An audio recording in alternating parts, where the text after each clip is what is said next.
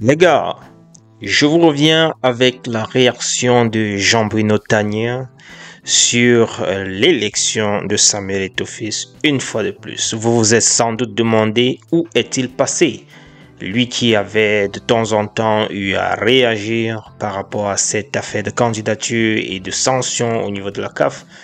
Vous vous souvenez de cette phrase « Bêta on paie tous » qu'il a eu à publier sur sa page Facebook, je pense bien, le 28 janvier dernier.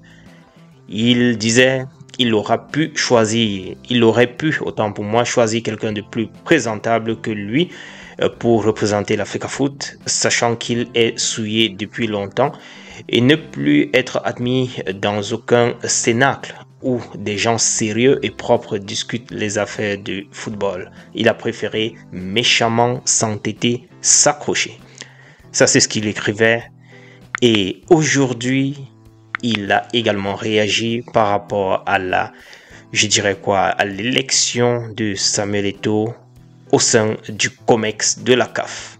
Je vais donc ainsi partager cette réaction avec vous, ce qu'il a dit, ce qu'il a déclaré, ce qu'il a pu avouer. Il dit ceci, je le cite, « C'est une très bonne chose pour lui, surtout que ce n'était pas gagné parce que vous vous souvenez que sa candidature avait d'abord été rejetée par la CAF et que la CAF a été finalement obligée de réintégrer sa candidature à la suite d'une décision du tribunal arbitral du sport. Donc, j'imagine que pour Samuel Eto'o, ça doit être un très grand soulagement. Il faut savoir que c'est quelqu'un de très ambitieux et donc, il faut s'attendre à ce qu'il ne se contente pas simplement d'être membre du comité exécutif comme les autres. Il va essayer de mettre en valeur sa notoriété pour essayer de prendre un peu plus de place au sein de ce comité exécutif de la CAF. Donc, ce n'est pas quelqu'un qui va se contenter d'être un membre du comité exécutif comme les autres.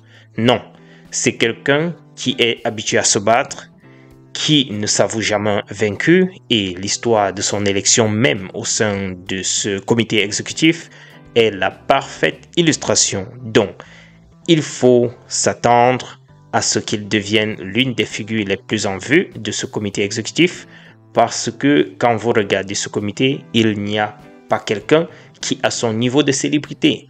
Donc, forcément, il va chercher à s'imposer de toutes les façons au sein de cette instance. Ça, c'est sa déclaration. Et ça rejoint cette publication précédente que j'ai eu à partager avec vous, cette communication de Abdoulaye, cette interview de Abdoulaye Thiam, qui déjà faisait savoir que ce serait possible, n'est-ce pas, probable que Samuel Eto'o puisse être candidat au poste de président de la CAF en 2029. Et lui, il a de son intuition dit cela. Voilà Jean-Bruno Tagnin d'une autre façon qui dit qu'il ne pense pas qu'il peut se contenter seulement du poste de membre du COMEX. Et moi-même, je pense de la même façon. Sinon, à quoi c'est d'aller jusque-là et ne pas pouvoir briguer avec toutes ces difficultés qu'il a eu à traverser, braver. Si vous êtes déjà dans la maison, autant mieux chercher le fauteuil. Donc, les amis, j'ai voulu donc partager ceci avec vous. J'aimerais bien savoir ce que vous en pensez, vu la déclaration précédente de Jean-Bruno Tagnin en janvier dernier, et maintenant la déclaration après le vote, après l'élection de Samuel Eto'o au sein du COMEX. J'aimerais vous lire à vos claviers, les amis. N'oubliez surtout pas de vous abonner et partager massivement. C'est ça qui m'encourage à toujours être up-to-date pour vous. Restez scotchés et je vous souhaite en avance bon week-end. Ciao.